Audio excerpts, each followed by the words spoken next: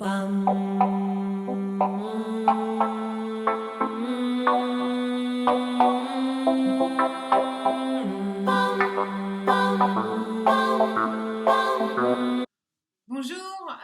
nouvelle capsule Antidote Révolution. On parle aujourd'hui de l'ego. Alors, l'ego, c'est pas un gros mot, l'ego, c'est pas un problème, l'ego, c'est pas un ennemi. De toute façon, il n'y a pas d'ennemi en nous. Je dis toujours qu'il n'y a aucun ennemi en nous, il n'y a que des parties de nous qui demandent à être regardées, observées, pour certaines transformées en les apprivoisant. Voilà, quand on travaille à la compréhension des mécanismes, tout ça, ça devient beaucoup plus évident. Euh, donc l'ego, qu'est-ce que c'est l'ego? C'est la partie en nous qui nous permet de dire qui on est. Donc c'est utile quand même de pouvoir dire qui on est. Est-ce que vous êtes capable de dire qui vous êtes de manière très factuelle, sans vous rabaisser et sans écraser l'autre, sans fausse humilité et sans vantardise, simplement de dire voilà, moi je suis ça, je fais ça, et d'être authentique quand vous arrivez face à quelqu'un, d'avoir un ego qui permet de dévoiler authentiquement qui vous êtes. Bon, on n'est pas tous rendus à ce stade-là parce que ça se travaille. Pourquoi? Parce que la plupart du temps, notre ego, il est blessé. Il est blessé parce qu'il a vécu tout un tas de choses qui l'ont rendu frileux de montrer qui on est, de dire. C'est-à-dire qu'en nous, il y a quelque chose de frileux qui ne veut plus forcément dire pleinement qui on est, qui se méfie, qui se protège, ou qui se sous-estime. Enfin bon, il y a plein de mécanismes derrière l'ego et les blessures de l'ego, on en reparlera. En tout cas, un ego blessé, qu'est-ce qu'il va faire? Il va réagir émotionnellement, il va réagir un petit peu à tout, il va se cacher, ou alors il va attaquer, il va s'écraser ou écraser l'autre, encore une fois, à travers différents types de comportements. Alors, on vit une ère où de plus en plus on a envie de savoir qui on est. Donc, en travaillant sur la connaissance de soi, on arrive un petit peu mieux à se comprendre, et quand on travaille à la compréhension de qui on est, eh bien on travaille obligatoirement, on va guérir certaines blessures de l'ego, et le fait de travailler à cette guérison nous permet de plus en plus d'avoir un ego plus équilibré, qui vient se présenter dans le monde sans faire de dégâts à l'autre, parce qu'un ego blessé, il fait des dégâts, hein, il fait des dégâts sur nous, et il fait des dégâts sur l'autre. Pourquoi? Parce qu'il est frustré, parce qu'il est réactif, parce qu'il se sent impuissant, il est jaloux, rien l'irrite, etc. Bon, vous voyez de quoi je veux parler. Donc, mieux se comprendre, mieux se connaître, ça aboutit à une guérison de l'ego. Alors, en ce moment, c'est intéressant, je vais vous parler un tout petit peu d'astrologie. Pourquoi? Parce qu'on vient de rentrer dans l'énergie du bélier, c'est le printemps, il y a 2 jours, c'était la nouvelle lune. Tout ça, ça vient dire quoi? Ça vient dire nouveau démarrage. En astrologie, l'année commence en bélier. Donc, d'un point de vue astrologique, on est au début de l'année. Une nouvelle lune, c'est toujours un démarrage, c'est-à-dire que la lune, on la voit pas, et puis petit à petit, elle va grandir. Donc, c'est comme une graine qui va pousser pendant tout un cycle de 15 jours jusqu'à ce qu'elle soit pleine. Donc, c'est un symbole de démarrage. En plus de ça, on a l'astéroïde Chiron qui tient compagnie au Soleil dans le signe du Bélier. Quand on est en astrologie, quand c'est la saison du Bélier, ça veut dire que le Soleil est dans le signe du Bélier. Donc, ça rayonne en ce moment dans le signe du Bélier, hein. Et alors, le signe du Bélier dans le zodiaque, c'est celui qui dit « moi, je suis ça ». Et moi, je vais faire ça. Indépendamment de ce qu'on pense à l'extérieur, de ce qu'on conseille à l'extérieur, le bélier, c'est l'individualiste. Il vient nous montrer qu'est-ce que c'est qu'être individualiste. Et on a besoin de savoir être individualiste. On a autant besoin d'être altruiste qu'individualiste. Si on est trop altruiste, on s'oublie. Si on est trop individualiste, on est dans des comportements égoïstes, et on ne tient pas compte de l'autre. Donc, comme toujours, hein, on cherche l'équilibre, hein, moi je ne vous parlerai jamais que d'équilibre.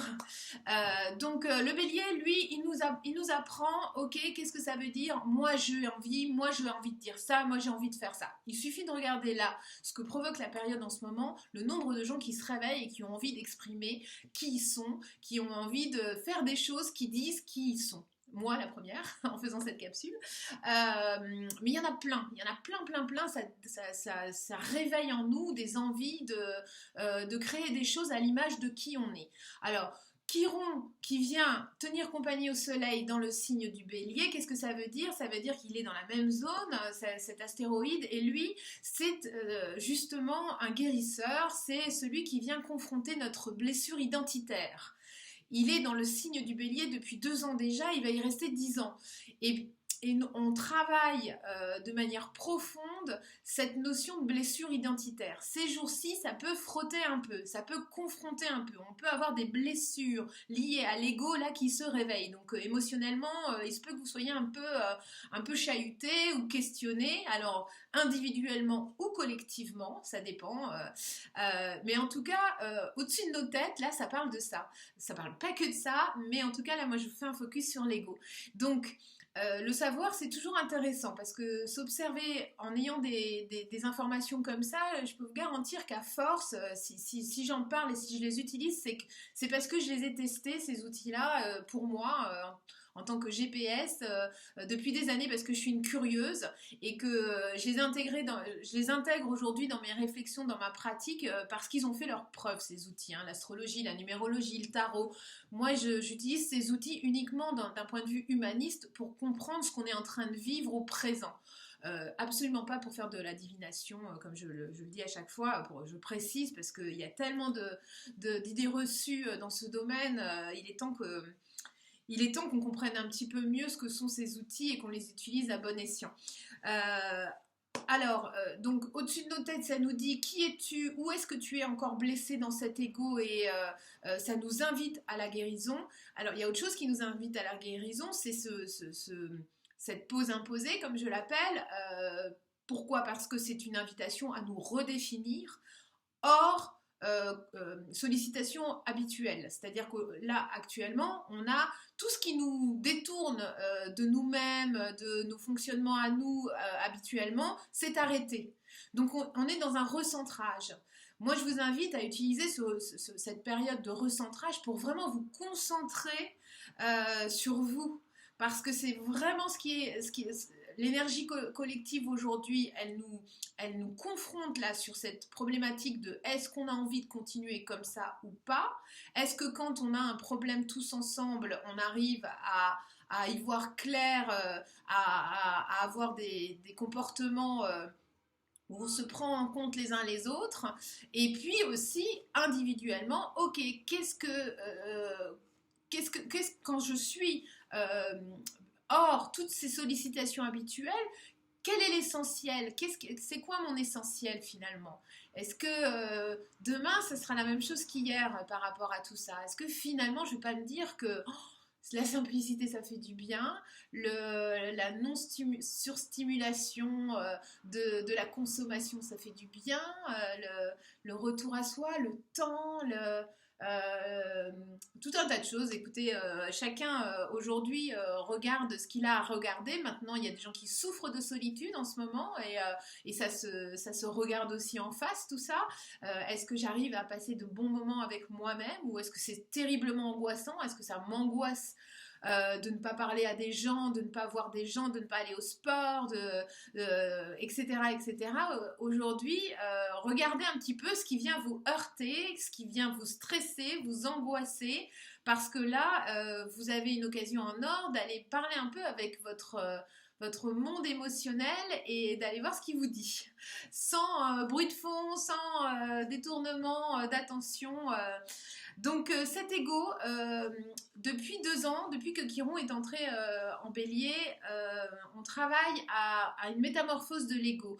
On a pendant longtemps fonctionné avec un ego pour qui la base c'était si je gagne, tu perds.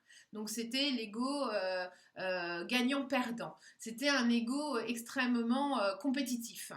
Et on est dans une société qui nous a toujours opposés les uns et les autres, qui nous a mis en compétition. Il faut être le meilleur, quitte à écraser l'autre. Ça, c'est très années 80, 90, début 2000. Les gens qui sont encore comme ça, je vous le dis tout de suite, hein, c'est complètement has-been. Voilà, on fonctionne plus à la compétition, ça marche pas, ça marche plus, c'est fini. Si vous êtes encore dans des mondes comme ça, faites en sorte de vous transformer et de transformer vos mondes, parce que clairement, on est rentré dans l'ère de l'ego gagnant-gagnant.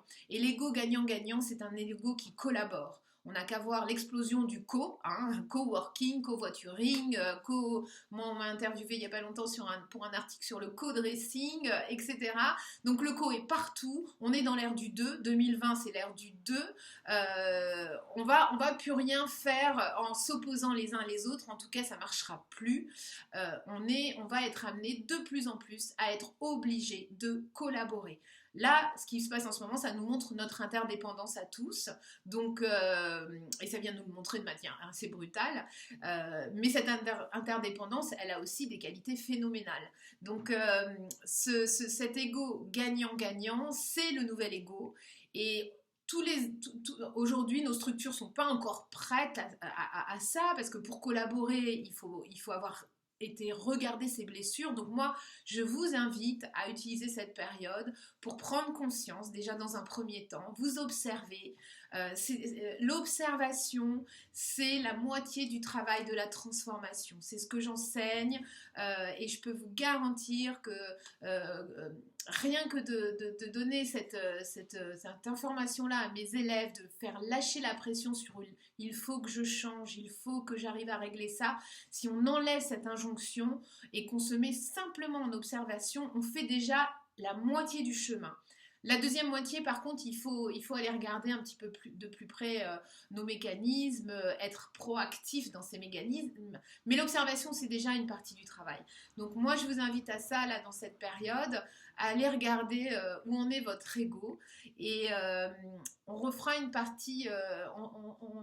je vais continuer demain sur cette partie-là. Je vais vous expliquer au niveau de nos deux cerveaux, hein, le logique et l'émotionnel, où ça se passe, toutes ces notions de blessure de l'ego, d'un ego sain, etc. Comment ça se passe entre le cerveau qui veut de la logique partout et le cerveau qui voudrait du cœur partout. Il n'y en a aucun qui a raison, c'est les deux ensemble qui ont raison. Encore une fois, ça collabore. Voilà, donc on va tirer une carte. J'utilise aujourd'hui l'oracle de E, de Pam Groot et Colette Byron Reid, et je vous mettrai le nom dans la vidéo. On tire une carte, c'est un message tout simple, c'est juste des petits mots-clés, voilà. Alors, plein la tête. Alors, plein la tête, moi ça me fait penser à notre mental. Alors justement, demain je vais expliquer qu'est-ce qu'on a dans notre tête. Comment vous vous parlez à vous-même, le discours, le dialogue intérieur, c'est là que ça se passe, hein, la transformation. C'est dans notre dialogue intérieur. Quand je me parle à moi-même, à la voix à l'intérieur de moi, qu'est-ce qu'elle dit ? Comment elle me parle ? Qu'est-ce que je pense de moi-même ? Comment mes petits raisonnements à moi, quand j'essaye de me comprendre ou d'étouffer certaines choses qui viennent de mon cerveau émotionnel, et ben, qu'est-ce que je fais avec les données extérieures, intérieures, etc. J'en ai plein la tête. Ça, c'est clair, on en a plein la tête. Maintenant, il est temps d'apprendre à faire du tri dans ce plein la tête, parce que dans notre tête, il devrait y avoir des idées, des solutions, et il devrait y avoir des raisonnements constructifs. Voilà, notre tête, elle devrait être remplie d'idées, de solutions et de raisonnements constructifs. Or, c'est pas ça. Demain, je vous explique pourquoi. Bonne journée. Bam.